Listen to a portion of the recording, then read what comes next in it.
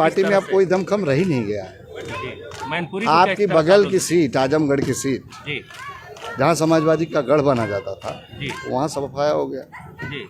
हो गया कि नहीं हो गया? हाँ हाँ हाँ। आजम खां जैसे रामपुर में भी लोकसभा में सफाया हो गया, जी जी तो मैनपुरी भी अब नहीं बचेगी। और इसका एक प्रमाण है, आप देख, मैं तो अभी जानता नहीं, आप लोगों की खबरों के अनुसार कह रहा हूँ जी जी। कि उनको और किसी समाजवादी पार्टी के कार्यकर्ता पर विश्वास नहीं है।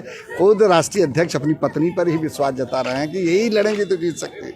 जी। तो आप समझ सकते हैं कि उनके अंतःकरण में क्या सोच है, क्या समझ है। आप लोग अब तक अपना प्रत्याशी क्यों नहीं घोषित कर देंगे। हमारे यहाँ लोकतांत्रिक प्रक्रिया है, जी हमारे यहाँ परिवारवाद की पार्टी नहीं है।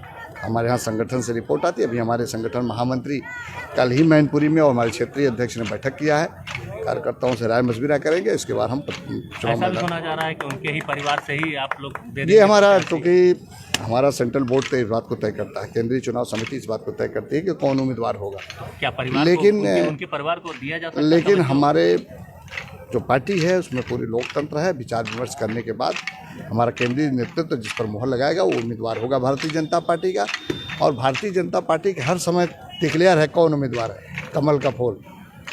अभी गोला का जो चुनाव हुआ था उसमें चुनाव आप जीत गए, भाजपा के चुनाव जीते, लेकिन उसमें सभा का आरोप है कि वो जो है उसमें बेईमानी से चुनाव जीते हैं लोग। भाई आप समझ लो, ये जब 2012 में चुनाव, 2012 में मुख्यमंत्री थे। अब जब लोकसभा का चुनाव हुआ 2014 में हुआ ना, ये मुख्यमंत्री थे अखिलेश यादव, पूरी मशीनरी इनके हाथ में थी। तो भी लोकसभा चुनाव में 73 सीट हम भाजपा जीती, हार गए। इनके मुख्यमंत्री रहते हुए 2017 में जब चुनाव हुआ, मुख्यमंत्री थे, फिर भी भारतीय जनता पार्टी 300 से ज़्यादा अधिक सीटें जीती। तो अब मशीनरी का दुरुपयोग उनके, क्योंकि जब उसका जनाधार घटता है तो इसी तरह की बातें करता है। जनता का विश्वास उन पर उठ चुका है। जनता बिल्कुल उन पर विश्वास नहीं कर रही। जनता भारतीय जनता पार्टी पर विश्वास कर रही। और भारतीय जनता पार्टी का नारा है सबका साथ, सबका विकास, सबका विश्वास। इसलिए हम लोगों ने 2022 में इस बात को कहा था कि सब लोग मिलजुल कर करिए प्रयास। सब लोगों ने मिलजुल कर किया प्रयास और फिर बनी भारतीय जनता पार्टी की सरकार। सर, आजमगढ़ में चुनाव हुआ तो अखिलेश जी नहीं आए थे। मैनपुरी में चुनाव होगा तो क्या अखिलेश जी प्रचार करने जाएंगे? अब ये उन्हीं से पूछो ये सवाल कि वो जाएंगे कि नहीं जाएंगे।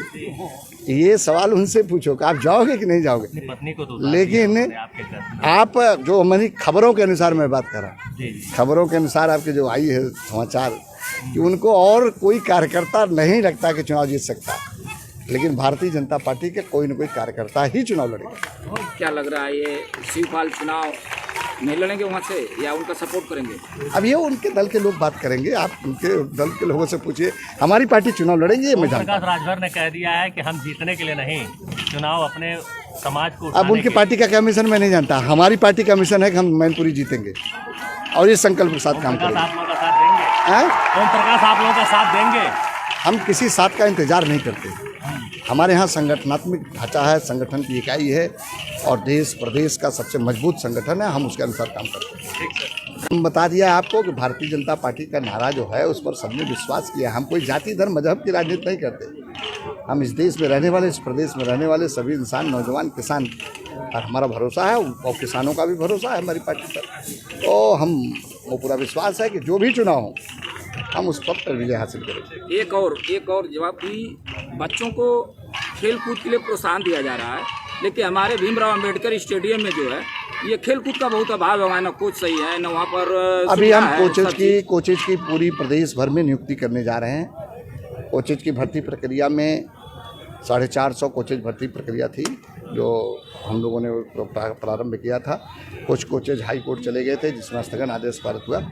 हमने उनकी जो मांगे थी उसको मॉडिफाई करके अतिशीघ्र जो है कोर्ट के आदेश जो है उसको ख़त्म करा के और भर्ती प्रक्रिया पूरी करके कोचेज की पूरी उपलब्धता इंटर कॉलेज रतनपुर में माध्यमिक शिक्षा विभाग द्वारा आयोजित छाछठवीं कबड्डी प्रतियोगिता के कार्यक्रम में आज मेरा यहाँ आना हुआ है।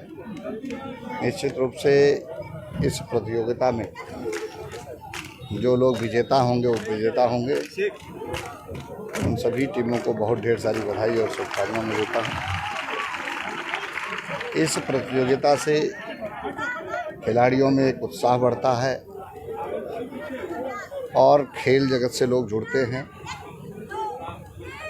बहुत से लोगों का ये मत है कि खेल से कोई फ़ायदा नहीं होता, लेकिन मैं इस बात को बताना चाहता हूँ, खेल से तमाम संभावनाएं, खेल के माध्यम से रोजगार भी प्राप्त कर सकते हैं, खेल के माध्यम से स्वास्थ्य भी ठीक कर सकते हैं। जो आर्थिक स्थिति जो लोगों को खराब हो जाती है, दवा इलाज तमाम गंभीर बीमारियों का कारण।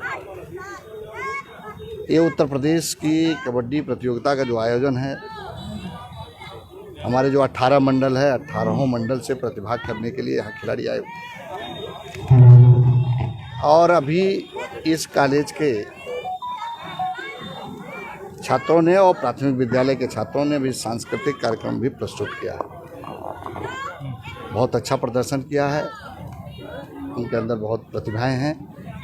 निश्चित रूप से ऐसे आयोजनों से छात्रों में एक उत्साह बढ़ता है, उमंग बढ़ती है, लोग जुड़ते हैं खेल से। तो आज उसी कार्यक्रम में प्रतिभाग करने के लिए भी आया। मंत्री जी